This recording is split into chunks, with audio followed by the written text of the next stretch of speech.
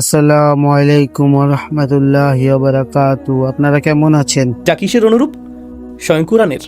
তো এটা এরকম যে একটি উপমা রসুলকে ইঙ্গিত করছে এবং অন্যটি এই বাণীকে ইঙ্গিত করছে। তা হলো কোরআন। এটা কোরআন বহনকারী মানুষটি সাল্লাল্লাহু আলাইহি ওয়াসাল্লাম, আর তারপর এটা আল্লাহর বাণী নিজেই যা নাজিল হয়েছে। এই দুটি ভিন্ন উপমায় তাদের উভয়কেই তুলে ধরা হয়েছে। যদি আমরা আসলে এখনো দ্বিতীয় উপমার আলোচনা শুরু করিনি, কিন্তু আমি আপনাদের কাছে যা বলতে চাই তা হলো আল্লাহর বাণী নিয়ে জীবনের পথ চলা এবং আলোকের পানে এগিয়ে চলার যাত্রা, এটি প্রকৃতপক্ষে কিয়ামতের দিন প্রকৃত অন্ধকার ও প্রকৃত উজ্জ্বলতায় পরিণত হবে। তাই আল্লাহ যখন এই দৃশ্য থেকে কিয়ামতের দিবসে দৃশ্যপট পরিবর্তন করছেন, তখন এটা ঘটছে। يوم لا يخزي الله النبي والذين آمنوا معه نورهم يسعى بين أيديهم وبأيمانهم يقولون ربنا أتمم لنا نورنا واغفر لنا। যেদিন আল্লাহ তার নবীকে লাঞ্ছিত করবেন না এবং যারা তার সাথে ঈমান এনেছে তাদেরকেও লাঞ্ছিত করবেন না, তাদের আলো তাদের হাতের সামনে এবং তাদের ডান দিক থেকে, তাদের সামনে থেকে এবং তাদের ডান হাত থেকে বিচ্ছুরিত হবে এবং তারা আল্লাহকে বলবে, হে আল্লাহ, আমাদের জন্য আমাদের আলোকে পরিপূর্ণ করে দিন, আমাদের আলো পরিপূর্ণ করুন। সুতরাং আক্ষরিকভাবেই এই আলো আমাদের প্রয়োজন কিয়ামতের দিন জান্নাতে প্রবেশের জন্য। এই আলোই আমাদের প্রয়োজন হবে। তো তিনি এই আলোকে এই জীবনের যাত্রা হিসেবে বর্ণনা করেছেন, যা কিয়ামতের দিন জান্নাতের পানে যাত্রায় রূপান্তরিত হবে।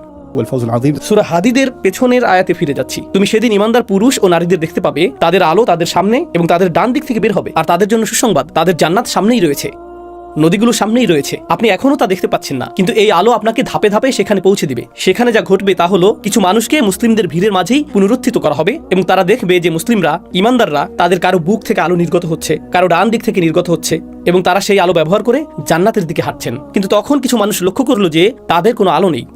আর আপনার যদি কোনো আলো না থাকে, তাহলে যাদের আলো আছে তাদেরকে আপনার অনুসরণ করতে হবে। তো তাদেরকে অনুসরণ করতে শুরু করবে, কারণ তাদের নিজস্ব কোনো আলো নেই। আর আল্লাহ সূরা হাদিদে বলছেন, فضرب بينهم بسور له باب প্রথমে তারা বলবে, ذرونا نقتبس من نوركم। তারা বলবে, ও অপেক্ষা করো, অপেক্ষা করো, আমরা কি তোমাদের থেকে কিছু আলো পেতে পারি?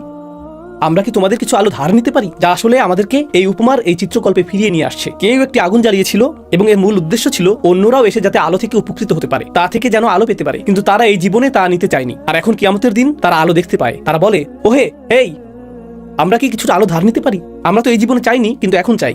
আর তাদের বলা হবে, ارجعوا وراءكم فالتمسوا نورا। ফিরে যাও এবং তোমাদের আলো খুঁজে নাও। ফিরে যাও। ইরজিউ, ইরজিউ একটি গুরুত্বপূর্ণ শব্দ। ফিরে যাও। আল্লাহ এই উপমাতে কি বলেছেন? তিনি বলেছেন, صم بكم عمي فهم لا يرجعون। তারা ফিরে যাবে না। এই জীবনে তারা আল্লাহর দিকে ফিরে যেতে চায় না। আর কিয়ামতের দিন তাদের বলা হবে, তোমরা আলো চাও, ফিরে যাও, ফিরে যাও। যখন তারা ফিরে যেতে অস্বীকার করবে, আগেই আমার শোনা উচিত ছিল। সুতরাং এভাবেই গোটা চিত্রকল্পটি এসে মিলে যাচ্ছে মুমিনদের জন্য এবং মুনাফিকদের জন্য। আল্লাহ যেন আমাদেরকে তাদের অন্তর্ভুক্ত না করেন। আর তারপর একটি প্রাচীর ফেলা হবে এবং সেই প্রাচীরের ওপারে মুমিনরা এবং এপারে মুনাফিকরা। তারা বলবে, ألم نكن معكم আমরা কি তোমাদের সাথে ছিলাম না? প্রসঙ্গক্রমে সূরা বাকারায় তারা কি বলেছিল? وإذا لقوا الذين آمنوا قالوا آمنا وإذا خلوا إلى شياطينهم قالوا إن معكم إنما نحن مستهزئون। রাইট, আমরা তোমাদের সাথে আছি। তারা তাদের শয়তানদের বলবে, আমরা তোমাদের সাথে আছি। তারা মনে করে কিয়ামতের দিনেও একই কৌশল কাজে আসবে। তাই তারা মুমিনদের বলবে, আলাম নাকুম মাআকুম, আমরা কি তোমাদের সাথে ছিলাম না? তারা বলবেন, বালা, হ্যাঁ, কখনো কখনো ছিলে। ولكنكم فتنتم أنفسكم وتربصتم وارتبتم وغرتكم الأماني حتى جاء أمر الله وغركم بالله الغرور। আমি সম্পূর্ণ আয়াতটি এখন অনুবাদ করলাম না, সূরা হাদিদ দেখে নেবেন। শেষের দিকে আল্লাহ বলেন যে খুব ভালো প্রতারক, সে তোমাদের প্রতারিত করেছে। চূড়ান্ত প্রতারক তোমাদেরকে প্রতারিত করেছে। আর চূড়ান্ত প্রতারকটি কে? শয়তান। আমরা এই আয়াতগুলো থেকে মুনাফিকদের সম্পর্কে কি শিখছি? ওয়াইদা খলাউ ইলা শায়াতিনহিম ক্বালু ইন্না মাআকুম। তারা তাদের শয়তানদের কাছ থেকে পরামর্শ নিতে যেত এবং সেই শয়তানদের উপর তাদের এমন একজন নেতা ছিল যাকে তারাও দেখতে পেত না। সেটা ছিল আল গরুর। সুতরাং তোমরা প্রতারিত হয়েছো, এখন এটা তোমাদেরই বিরুদ্ধে। এই ছিল আলো ও অন্ধকারের চিত্রকল্প, যা ঈমানদারদের সাথে সম্পর্কিত। তারপর সমগ্র মানবজাতির জন্য আলো ও অন্ধকার প্রযোজ্য। তো আমি আহলে কিতাব সম্পর্কে বলেছি, তারপর আমি মুমিনদের সম্পর্কে বলেছি। এখন আমরা সমগ্র মানবজাতির জন্য আলো ও অন্ধকার বিষয়ে কথা বলবো। يا أيها الناس قد جاءكم برهان من ربكم وأنزلنا إليكم نورا مبينا। হে মানবজাতি, তোমাদের কাছে তোমাদের রবের পক্ষ থেকে একটি স্পষ্ট প্রমাণ এসেছে। আর বুরহান অর্থ এমন কিছু যা পথ দেখায়। আমরা তোমাদের কাছে আলো পাঠিয়েছি যা পথ প্রদর্শন করে। الحمد لله الذي خلق السماوات والأرض وجعل الظلمات والنور। আলহামদুলিল্লাহ, সেই সত্তা যিনি আকাশমণ্ডলী ও পৃথিবী সৃষ্টি করেছেন এবং অন্ধকারসমূহ ও আলো স্থাপন করেছেন। এটা সবার জন্য, এটা সার্বজনীন। هو الذي جعل الشمس ضياء والقمر نورا। যেমন তিনি সূর্যকে আলোর উৎস করেছেন, একটি উষ্ণ আলো, এবং চাঁদকে আলোর উৎস করেছেন প্রতিফলিত আলো। كتاب أنزلناه إليك لتخرج الناس من الظلمات إلى النور। আমরা তোমাদের কাছে একটি কিতাব নাজিল করেছি যাতে তুমি সকল মানুষকে বহুবিধ অন্ধকার থেকে আলোর দিকে বের করে আনতে পারো। সুতরাং এটা এখন শুধু খ্রিস্টান ও ইহুদিদের বিষয় নয়, এটা এখন শুধু মুসলিমদের বিষয় নয়, এটা সবার বিষয়। এখন এটি কোরআনের একটি সার্বজনীন ধারণা। এই সিরিজে আমার প্রিয় এবং ভয়ঙ্কর আয়াতগুলোর একটি أو من كان ميتا فأحييناه আর যে ব্যক্তি মৃত ছিল অতঃপর আমি তাকে জীবিত করেছি, যেন আলো না আসা পর্যন্ত আলো ছাড়া সে ছিল মৃত। وجعلنا له نورا يمشي به في الناس আর তারপর আমি তার জন্য একটি আলো স্থাপন করেছি এবং সেই আলো দিয়ে সে মানুষের মধ্যে চলাফেরা করত। كمان مثله في الظلمات ليس بخارج منها সে কি তার মতো হতে পারে যে অন্ধকারে আছে এবং কখনো সেখান থেকে বের হবে না? كذلك زين للكافرين ما كانوا يعملون এমনিভাবে কাফেরদের জন্য তাদের কৃতকর্মকে তাদের কাছে শোভনীয় করে দেওয়া হয়েছে। এই সমস্ত বিষয়ের উদ্দেশ্য এই যে কিয়ামতের দিন মানুষ উপলব্ধি করবে অন্ধকার কতটা নিকষ কালো হতে পারে। আর এই জীবনে শয়তান অন্ধকারকে সৌন্দর্যমণ্ডিত করে দেখাতে পারদর্শী। সে তা মানুষের কাছে সুন্দর করে তোলে। মানুষ মনে করে তারা আসলে আনন্দ উপভোগ করছে, এটা একটা ভালো জিনিস। তারা নিজেদেরকে সেই বিশ্বাসে বিক্রি করে দেয়, তারা এতে বিশ্বাসী হয়ে যায় এবং দীর্ঘ সময় ধরে বা তাদের সমস্ত জীবন ধরে সেই বিভ্রান্তিতে বাস করে। তারা এর দ্বারা সম্মোহিত হয়ে পড়ে এবং তারা বাস্তবতার মুখোমুখি হতে চায় না। كذلك أوحينا إليك روحا من أمرنا ما كنت تدري ما الكتاب ولا الإيمان ولكن جعلناه نورا نهدي به من نشاء من عبادنا আমি শুধু এই আয়াতের শেষ অংশটি পড়ব। আল্লাহ রাসূল সাল্লাল্লাহু আলাইহি সাল্লামকে বলছেন, আমি একে এমন নূরে পরিণত করেছি যার দ্বারা আমি আমার বান্দাদের মধ্য থেকে যাকে ইচ্ছা পথ দেখাবো। মান নাশাউ মিন ইবাদিনা, وإنك لتهدي إلى صراط مستقيم আর আপনি সরল পথের পথ নির্দেশ প্রদান করেন। আলো এবং অন্ধকারের এই চিত্রকল্প এটিকে আল্লাহ আরো ব্যাপকভাবে বর্ণনা করেছেন। তিনি বলেছেন, ولا يستوي الأعمى والبصير ولا الظلمات ولا النور অন্ধ ও দৃষ্টিসম্পন্ন ব্যক্তি কখনো সমান হতে পারে না, ঠিক যেমন অন্ধকার ও আলো সমান হতে পারে না, এরা এক হতে পারে না। কাফেরদের জন্য পরিহাসের বিষয় হলো ثم الذين كفروا بربهم يعدلون তারা এদেরকে সমান মনে করে, তারা তাদের রবকে অন্যের সমান মনে করে এবং আল্লাহর হিদায়েতকে অন্য কিছুর সমান মনে করে। ও, তোমার একটা ধর্ম আছে? হ্যাঁ, আমাদের অন্য ধর্ম রয়েছে। এটা সুপার শপে গিয়ে টুথব্রাশ পছন্দ করার মতো, তুমি কোনটা নিতে চাও? এগুলো মূলত একই জিনিস, একই ব্যাপার। সুতরাং তাদের জন্য এগুলোর মধ্যে কোনো পার্থক্য নেই, শুধু পছন্দ মতো বেছে নাও।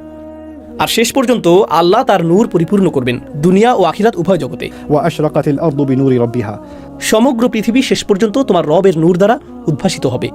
সবশেষে আমি আপনাদের সাথে আলোচনা করব কিভাবে এই আলো এবং অন্ধকার কাফেরদের ক্ষেত্রেও প্রযোজ্য। তো এতক্ষণ যা বলেছি আসুন একবার দেখে নিই। প্রথমে আহলে কিতাব, তারপর আমি ঈমানদারদের সম্পর্কে বলেছি, তাই না? তারপর আমি কিয়ামত দিবস নিয়ে বলেছি এবং কিভাবে বিচার দিবসেও এটি দৃষ্টিগোচর হবে। তারপর সামগ্রিকভাবে সমগ্র মানব জাতির জন্য। আর এখন কাফেরদের জন্য। কট্টর তারা বোবা, তারা অন্ধ, তারা আর ফিরে আসবে না। ذهب الله بنورهم আল্লাহ তাদের আলো কেড়ে নিয়েছেন। আর আল্লাহ কাফেরদের সম্পর্কে আগেই বলেছেন, খতামাল্লাহু আলা কুলুবিহিম, আল্লাহ তাদের অন্তরসমূহে মোহর মেরে দিয়েছেন। তো এই দুটির মধ্যে ভাষাগত বেশ সাদৃশ্য রয়েছে। এই অবস্থাকে বলা যেতে পারে শেষ অবস্থা, তাই না? কোনো আশা নেই। আবার এটাও শেষ অবস্থা, কোনো আশা নেই। কিন্তু এরপর আল্লাহ যে দলের কথা উল্লেখ করেছেন তারা হলো মুনাফিকরা। মুনাফিকরা গোপনে কাজ করে, কিন্তু তাদের ব্যাপারে একটি উল্লেখযোগ্য বিষয় হলো আল্লাহ বলেছেন তাদের একটি রোগ রয়েছে। আল্লাহ বলেননি যে তাদের হৃদয় তালাবদ্ধ, আল্লাহ বলেছেন তাদের একটি রোগ আছে। আল্লাহ আরো বলেছেন আল্লাহ সেই রোগকে আরো বাড়িয়ে দেবেন। যদি তারা এরকম করতে থাকে আল্লাহ সেই রোগ বাড়াতেই থাকবেন। কিন্তু আল্লাহ বলেননি যে তাদের সব শেষ। আবার আপনি লক্ষ্য করবেন দ্বিতীয় উপমার শেষে আল্লাহ প্রথমটার মতো বলেননি। সেখানে তিনি বলেছেন صم بكم عمي فهم لا يرجعون তারা বধির, তারা বোবা, তারা অন্ধ, তারা ফিরে আসবে না। এর বিপরীতে দ্বিতীয় উদাহরণে, যা আমি এখন ব্যাখ্যা করতে শুরু করব, আল্লাহ এখানে বলেছেন আল্লাহ যদি চাইতেন তিনি কেড়ে নিতেন, لذهب بسمعهم وأبصارهم তিনি তাদের শ্রবণ শক্তি ও দৃষ্টিশক্তি কেড়ে নিতেন। অর্থাৎ আল্লাহ এখনও তা করেননি। তো জানেন বিষয়টি কি? তারা অন্ধকারের এমন স্তরে রয়েছে যা শেষ সীমার বেশ কাছাকাছি। তারা বিপদ সীমার কাছে পৌঁছে যাচ্ছে। আপনি যদি সতর্ক না হন খারাপ কিছু ঘটে যাবে, তাই না? অতএব ফিরে আসাই শ্রেয়। আমার এক বন্ধুর কথা মনে পড়ছে, যিনি হৃদরোগ বিশেষজ্ঞ। তিনি একজন ডাক্তার, তিনি মৃদুভাষী ডাক্তার নন। তিনি তার রোগীদের সাথে যা করেন তা বেশ জঘন্য। তিনি বলতেন একমাত্র এভাবেই তারা শুধরাবে। আমার এমন রোগী আছে যারা স্থূলকায়, তারা অস্বাস্থ্যকর খাবার খায়, তাদের হার্ট ব্লক হয়ে যাচ্ছে। তিনি তাদের বলেন আপনি তো 2 মাসের মধ্যেই মারা যাবেন। আমি এখন কি করব? হ্যাঁ, আপনি মারা যাবেন, কোনো সার্জারি আপনাকে বাঁচাতে পারবে না। আপনি বাঁচতে চান না, আপনি তো আজে বাজে খাবার খেতে চান। হ্যাঁ, খেতে থাকুন। আসলে আমার মতে 2 মাস কেন অপেক্ষা করবেন? দ্বিগুণ পরিমাণে এইসব খাবার খান আর নিজেকে শেষ করে দেন। আমার অন্য রোগী দেখার আছে, কারণ আপনি তো পরিবর্তন হতে চান না।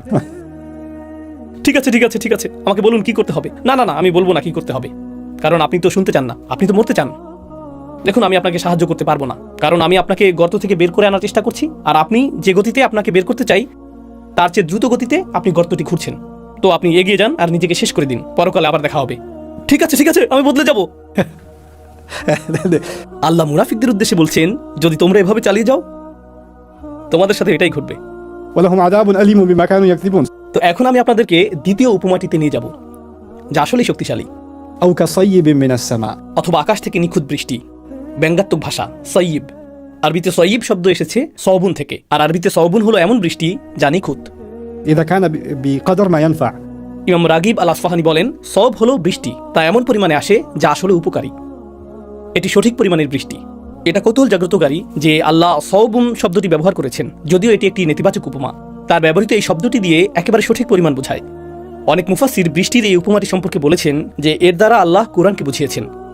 আমি আসলে একমত। আমি বিশ্বাস করি যে এটি কোরআনকে ইঙ্গিত করেছে, কারণ প্রথম উপমাটি রাসূল সম্পর্কে সাল্লাল্লাহু আলাইহি সাল্লাম, আর দ্বিতীয় উপমাটি কোরআন সম্পর্কে। আর এখানেও দুই ধরনের সমস্যা রয়েছে। কিছু লোকের কোরআন নিয়ে কোনো সমস্যা নেই, তারা এমনকি কোরআন নিয়ে চিন্তাও করতে চায় না, কারণ তাদের সমস্যা কেন তা আমাদের কারো কাছে এলো না, কেন তা মদিনার কোনো ব্যক্তির কাছে এলো না, কেন আমরা মক্কার কোনো ব্যক্তির অনুসরণ করব। আর মক্কার লোকজন বলেছিল কেন তা কোনো ধনী ব্যক্তির কাছে আসলো না, لولا نزل هذا القرآن على رجل من القريتين عظيم কেন এটি একজন মহান ব্যক্তির কাছে, একজন ধনকুবেরের কাছে আসলো না, কেন এটি একজন দরিদ্র মানুষের কাছে আসলো, কেন এটি একজন এতিমের কাছে আসলো, তাই না? ইহুদিদের অবস্থা এমন, কেন তা আমাদের কারো কাছে আসলো না? মদিনাবাসীরা অর্থাৎ আউস এবং খাজরাজের অবস্থা এমন, আমাদের কারো কাছে আসা উচিত ছিল, কেন আমরা একজন বিদেশি একজন অভিবাসীর অনুসরণ করব, তাই না? তাই কোরআন কি বলতে চায় তাতে তারা ভ্রুক্ষেপ করে না। কোরআন তাদের সমস্যা না, তাদের সমস্যা হলো মুহাম্মদ রাসূলুল্লাহ সাল্লাল্লাহু আলাইহি ওয়াসাল্লাম, তাই না? আল্লাযী ইসতাওকাদা নারা, তিনি নিজেই। অন্য কিছু লোকের জন্য সমস্যাটা যদিও রাসূল সাল্লাল্লাহু আলাইহি ওয়াসাল্লাম না, সমস্যাটা কি? কোরআন।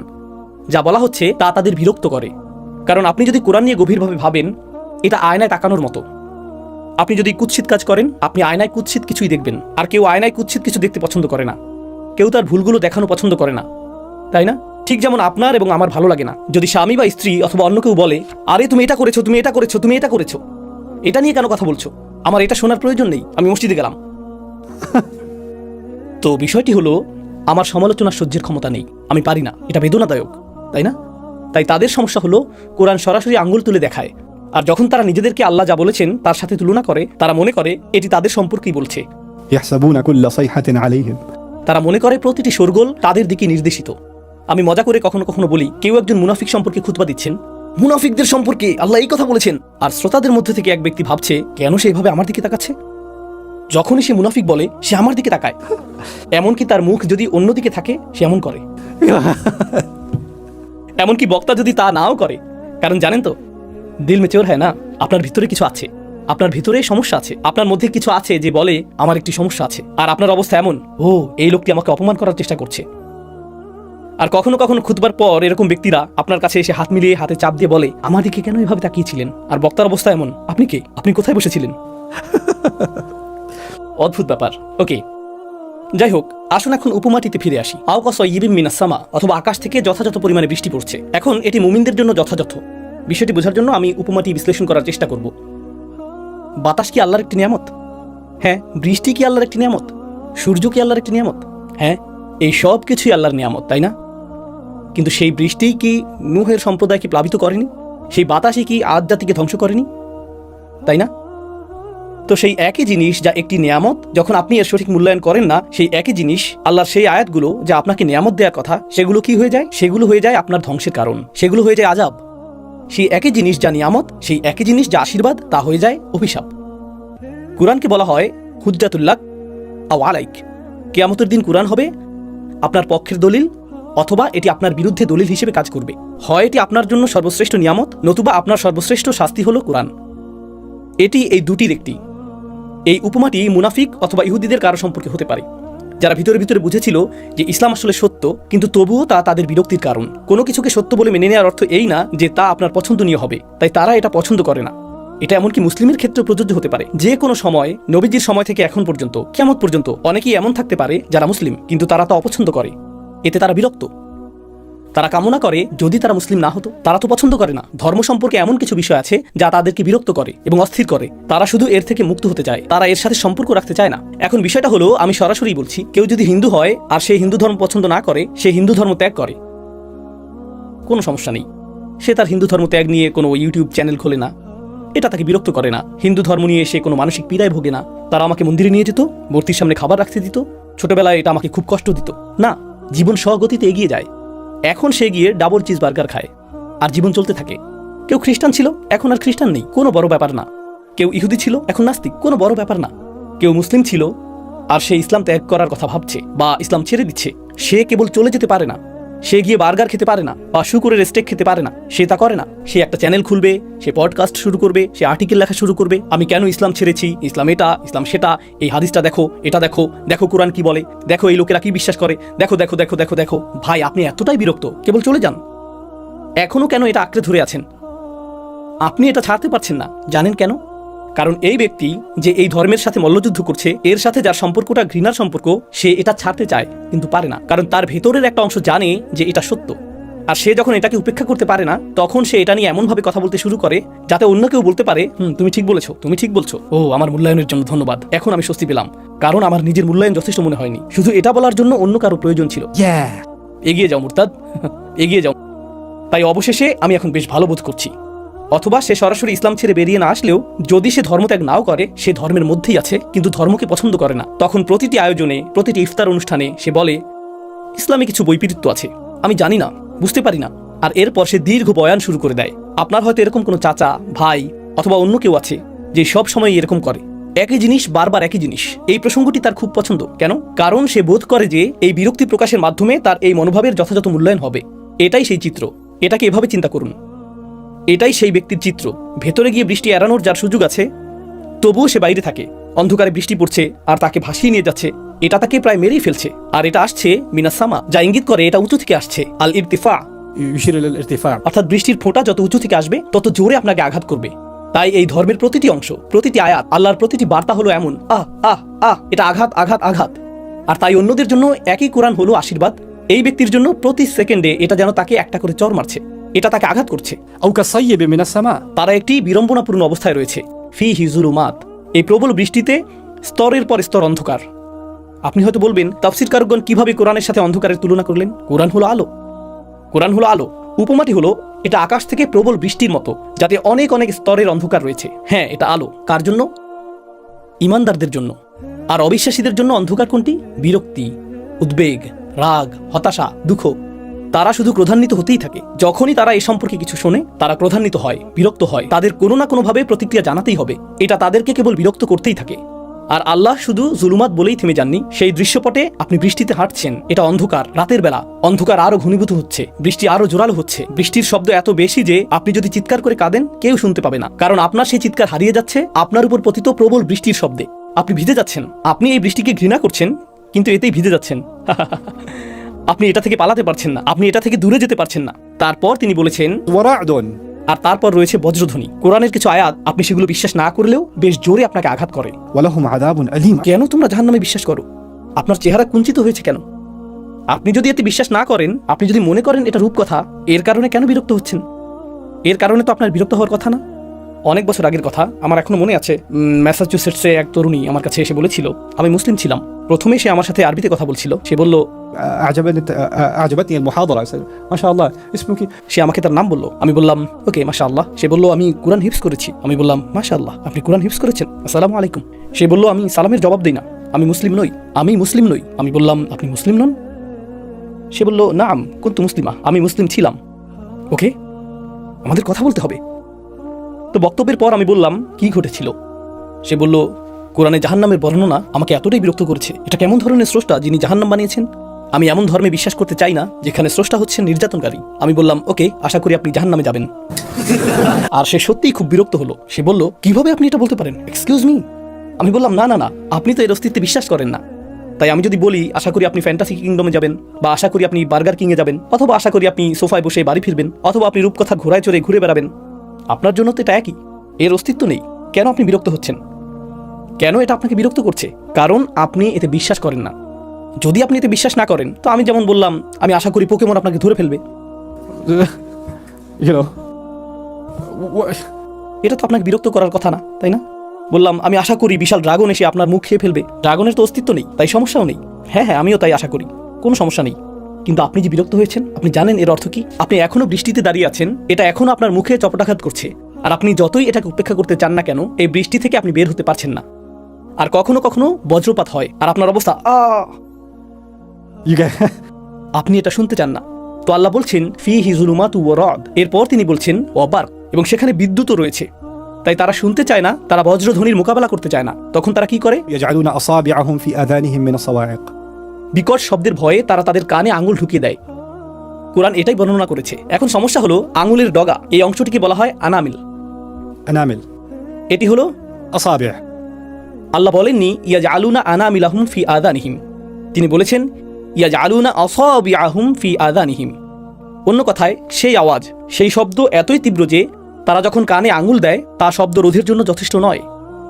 তাই তারা চেপে ঢুকাতে থাকে, এমনকি নিজেদেরকে কষ্ট দিতে শুরু করে যদি এর দ্বারা বজ্রধ্বনিকে এড়ানো যায়।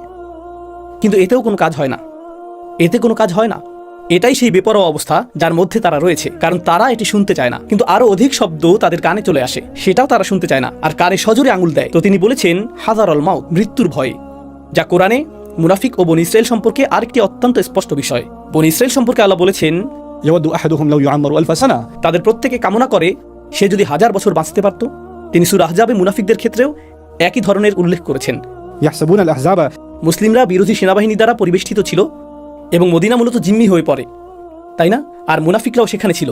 তো আল্লাহ বলেন يحسبون الأحزاب لم يذهبوا যদিও সেনাবাহিনী চলে গিয়েছিল, তারা আতঙ্কে ছিল, আমি বের হয়ে সেখানে যেতে চাই না।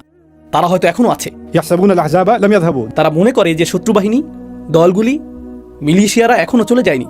وإن يأتي الأحزاب আর যদি মিলিশিয়ারা ফিরেও আসে, يودوا لو أنهم بادونا في الأعراب তখন তারা কামনা করবে তারা যদি মরুপ্রান্তরে দূরে কোথাও অবস্থান করত।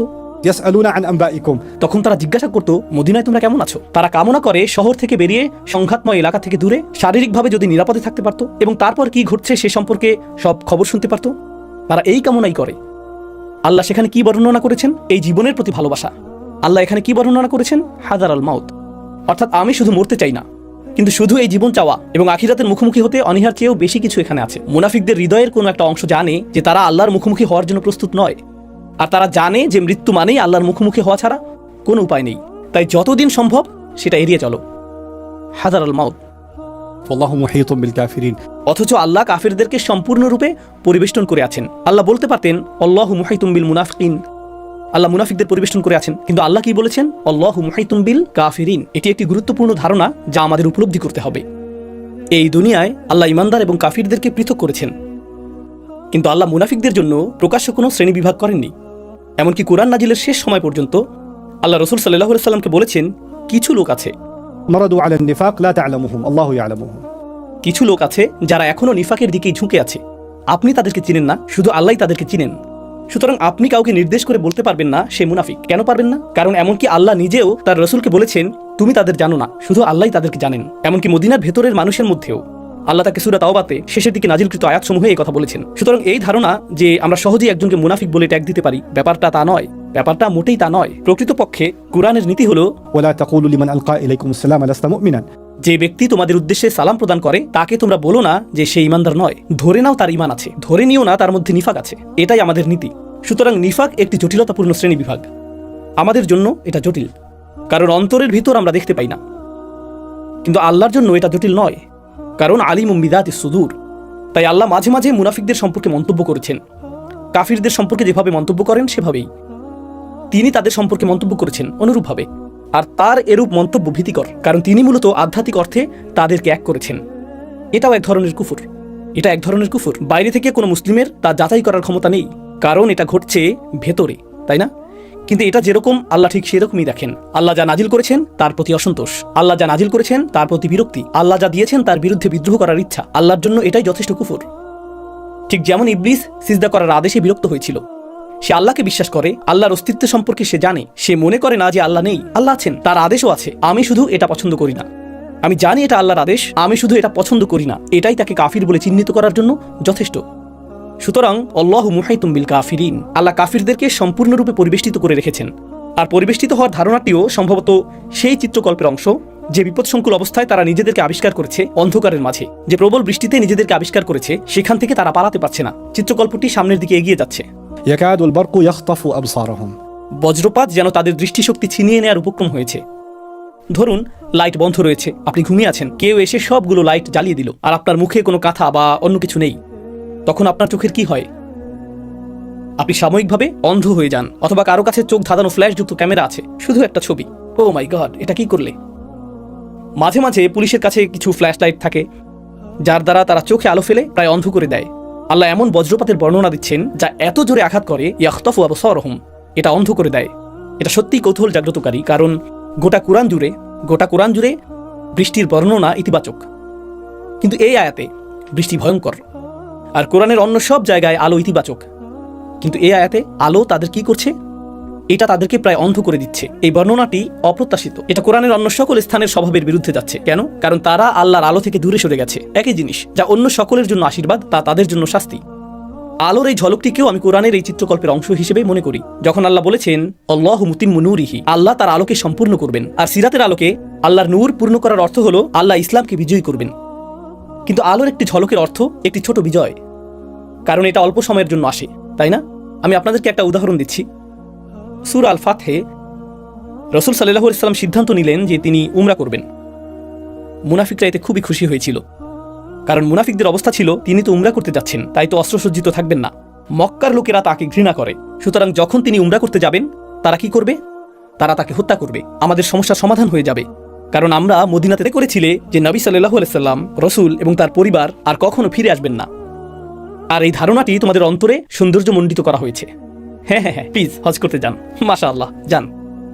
আর তোমরা সত্যি এই ধারণাটি পছন্দ করেছিলে যে তারা হত্যার শিকার হবে। এই সমস্যা নিয়ে আমাদের আর চিন্তা করতে হবে না, আমাদের কোনো ষড়যন্ত্র করতে হবে না। তারা নিজেরাই আমাদের সমস্যার সমাধান করে দিচ্ছে। যখন তারা বিজয়ী হয়ে ফিরে এলো, যখন তারা অভিযান থেকে ফিরে এলো এবং নতুন ওহী নাজিল হলো, এটা এরকম, ও গড, তোমরা আবারও। ছোট একটি বিজয় আর তারা এতে অন্ধ হয়ে যাচ্ছে। ইসলামের প্রত্যেকটি বিজয় তাদের জন্য বিরক্তিকর। তারা এর মুখোমুখি হতে চায় না, কারণ এই বিজয়গুলির প্রত্যেকটি ইসলামের সত্যতার প্রমাণ পেশ করে। কোন মুনাফিক যখন আল্লাহ যা বলেন তা পছন্দ করে না, আল্লাহ যা বলেছেন তা মানতে চায় না, যখন তাদের কাছে এমন দলিল পেশ করা হয় যা ক্রমাগত প্রমাণ করে আল্লাহ যা বলেছেন তা সঠিক, প্রতিবারই যখন তারা প্রমাণের মুখোমুখি হয়, তাদের অবস্থা সেই ব্যক্তির মতো যে বজ্রপাতের মধ্যে দাঁড়িয়ে আছে, আলোতে তার চোখ ঝলসে যায়। আমরা কি অন্য কিছু নিয়ে কথা বলতে পারি? আমি কি এটা উপেক্ষা করে যেতে পারি? আমি যদি চোখ না খুলতাম, আমি যদি নিচের দিকে তাকিয়ে থাকতাম, যদি এর সম্মুখীন না হয়ে থাকতে পারতাম। সুতরাং তারা তাদের সামনের প্রমাণের সম্মুখীন হতে চায় না। তো আল্লাহ কি করেন? প্রতিবারই তিনি যখন একটি ছোট বিজয় দেন, এরপর কিছুটা স্বস্তি আসে। তো সূরা ফাতহে কি ঘটেছিল? আল্লাহ হুদাইবিয়াকে একটি বিজয় হিসেবে দিয়েছিলেন, আর হুদাইবিয়ার পর আমরা অনেকগুলো সহজ বিজয় পেয়েছিলাম, তাই না? তো এই আয়াতে আল্লাহ মুনাফিকদের সম্পর্কে কি বলেছেন? উপমাটি লক্ষ্য করুন। তিনি বলেছেন, كلما أضاء لهم مشوا فيه বজ্রপাত আঘাত করে, এটি তাদেরকে প্রায় অন্ধ করে দেয়। কিন্তু বজ্রপাত হওয়ার পরেও, বজ্রপাত মিলিয়ে যাওয়া শুরু করার পরেও আপনি কিছুটা পথ দেখতে পান। তো প্রতিবারই যখন কিছুটা আলো দেখা যায়, তারা তার মধ্যে চলতে পারে, وإذا أظلم عليهم قاموا এবং যখন আবার অন্ধকার হয়ে যায় তারা পুনরায় দাঁড়িয়ে পড়ে। তাহলে এখন দেখুন সূরা ফাতহে কি ঘটেছিল? যখন বিজয় আসলো, তারপর অন্যান্য আরো বিজয় এসেছিল। ও মাই গড, কিভাবে তারা আবারও বিজয়ী হলো! কিন্তু এরপর সহজ বিজয়গুলো আসতে শুরু করলো। سيقول المخلفون إذا انطلقتم إلى مغانم لتأخذوها ذرونا نتبعكم উদাহরণস্বরূপ, খাইবার ছিল একটি সহজ বিজয়। মুসলিমগণ যখন খাইবারের উদ্দেশ্যে যাচ্ছিলেন, মুনাফিকদের অবস্থা এমন, ওকে, যখন তারা মক্কা দিকে যাচ্ছিল তারা নিহত হতে যাচ্ছিল, কিন্তু এখন যেহেতু খাইবারের দিকে যাচ্ছে, এটা হবে সহজ মুনাফা, তাদের সাথে আমার যাওয়া উচিত। তারা বলেছিল, জারুনা নাত্তাবিকুম, আমরা কি তোমাদের সাথে আসতে পারি? আমরাও তো মুসলিম, তোমাদের সাথে আমাদেরও যাওয়া উচিত। এই চিত্রকল্পটি কি বলে? যখন বজ্রপাত আঘাত করে তাদের চোখ ঝলসে যায়, আর তারপর প্রতিবারই যখন হাঁটা কিছুটা সহজ হয়, কিছুটা আলো থাকে, তারা এগিয়ে যেতে চায়। وإذا أظلم عليهم এবং যখন পরিস্থিতি আবার কঠিন হয়, আবার অন্ধকার নেমে আসে, অমু যেখানে আছে সেখানেই দাঁড়িয়ে থাকে। অমা এটাও ইঙ্গিত করে আপনি কোনো জায়গায় স্থির হয়ে গেছেন। আপনি যদি আগের আয়াতটি দেখেন, আল্লাহ বলেছেন তারা ইমানদারদের কাছে আসে, তারা বলে তারা ঈমান এনেছে, আর তারপর তারা চলে যায়। প্রকৃতপক্ষে তারা কোথায় স্থির হয়? তাদের শয়তানদের সেই অন্ধকারে, তাই না? وإذا أظلم عليهم قاموا ولو شاء الله لذهب بسمعهم وأبصارهم إن الله على كل شيء قدير আল্লাহ যদি চাইতেন তিনি তাদের শ্রবণ শক্তি কেড়ে নিতে পারতেন। আল্লাহ কেড়ে নিতেন, অর্থাৎ তাদেরকে তা থেকে বঞ্চিত করতেন, অর্থাৎ তিনি তাদেরকে বধির করে দিতেন এবং তিনি তাদেরকে অন্ধ করে দিতেন। নিশ্চয়ই আল্লাহ সকল কিছুর উপর পরিপূর্ণ ক্ষমতাবান। কাউকে স্মরণ করিয়ে দেওয়ার জন্য এটা আল্লাহর একটা পদ্ধতি, যে বধির ও অন্ধ হওয়ার পথে আছে। তারা এখনো সেখানে পৌঁছায়নি, তারা এখনো উদ্বিগ্ন, তারা এখনো কিছুটা সামনে এগুচ্ছে। প্রথম দলটির কথা মনে আছে? تركهم في ظلمات তিনি তাদেরকে অন্ধকারে রেখে দিয়েছিলেন। এই দলটি কিছুটা বজ্রপাত হয় তারা সামনে যায়, কিছুটা বজ্রপাত হয় তারা সামনে যায়। চিন্তা করে দেখুন, তারা যদি মরুভূমিতে থাকে তাহলে এতবার থামছে কেন? মরুভূমিতে উন্মুক্ত ভূমি, হাঁটতে থাকো। কেন তারা থামছে? কুরআনের অন্যান্য স্থান এই চিত্রটিকে ব্যাখ্যা করে। আল্লাহ বলেছেন, ومن الناس من يعبد الله على حرف মানুষের মধ্যে কেউ কেউ আল্লাহর ইবাদত করে যেন সে পাহাড়ের চূড়ায় দাঁড়িয়ে আছে। রাতের অন্ধকারে পাহাড়ের চূড়ায় হাঁটার কথা কল্পনা করুন। এটা এমন নয় যে আপনার জন্য সিঁড়ি বানানো আছে, আপনাকে এক পাথর থেকে অন্য পাথরে যেতে হবে। নিশ্চিত হতে হবে যে তা স্থির। বজ্রপাত হলো, আপনি সামনে একটি পাথর দেখতে পেলেন, আপনি লাফ দিয়ে টপকে গেলেন। এখন আপনাকে অপেক্ষা করতে হবে, কারণ আপনি জানেন না কোন দিকে যেতে হবে। কিন্তু যেখানে আছেন সেখানেও থাকতে পারবেন না, কারণ বৃষ্টি আরো ভারী হয়ে আসছে, আরো পাথর গড়িয়ে পড়তে শুরু করবে। অথবা প্লাবনের স্রোতের তোরে আপনি পিছলে নিচে পড়ে যাবেন, অথবা আপনি পানিতে ডুবে যাবেন। আর আপনি যদি পড়েই যান, সেক্ষেত্রেও আলো আধার নিয়ে কোরআনের আরেকটি চিত্রকল্প রয়েছে। আমি অনেক ভেবেছি যে এটাকে আগামীকাল আলোচনা করব নাকি রমজানের শেষ দিকে আলোচনা করব। আমি সিদ্ধান্ত নিয়েছি রমজানের শেষের দিকে আলোচনা করব। আলো ও অন্ধকারের এই সমগ্র চিত্রায়ন পরিপূর্ণ চূড়ান্ত পরিণতিতে পৌঁছায় যেখানে আল্লাহ সূরা নূরে আলো ও অন্ধকারের উপমাটি উল্লেখ করেছেন। আল্লাহু নূরু সামাওয়াতি ওয়াল আরদ। অন্ধকারে হাঁটা, প্রায় অন্ধ হয়ে যাওয়া, বজ্রপাতে চোখ ঝলসে যাওয়া, আলো ও অন্ধকার সম্পর্কে এই সমগ্র শিক্ষা একটি বিন্দুতে এসে মিলিত হবে এবং এর চূড়ান্ত পরিণতিতে পৌঁছাবে সূরা নূরে এসে। তো ইনশাআল্লাহ আমি সম্ভবত রমজানের শেষের দিকে আপনাদের সাথে তা শেয়ার করব এবং বিস্তারিত আলোচনা করব। সুতরাং এখানে আমরা শুরু করলাম এবং এখানেই এসে আমরা শেষ করব ইনশাআল্লাহ তাআলা। এটাই আমার আকাঙ্ক্ষা। তবে আজকের জন্য এটুকুই যথেষ্ট বিইذنিল্লাহ। আমি আপনাদের সাথে এই চিত্রকল্পটি আলোচনা করলাম। এর মূল শিক্ষাটি হলো সমগ্র কোরআনের অনেক স্থানেই বৃষ্টি বলতে আসলে কোরআনকেই বোঝানো হয়েছে। এখানেও এটি কোরআনকেই বোঝাচ্ছে, কিন্তু এই উপমায় এটিকে আশীর্বাদের মতো মনে হচ্ছে না, এটাকে শাস্তি মনে হচ্ছে। কেন? কারণ একই কোরআন যা ইমানদারদের জন্য আশীর্বাদ, তা মুনাফিকদের জন্য শাস্তি হয়ে দাঁড়ায়। সত্য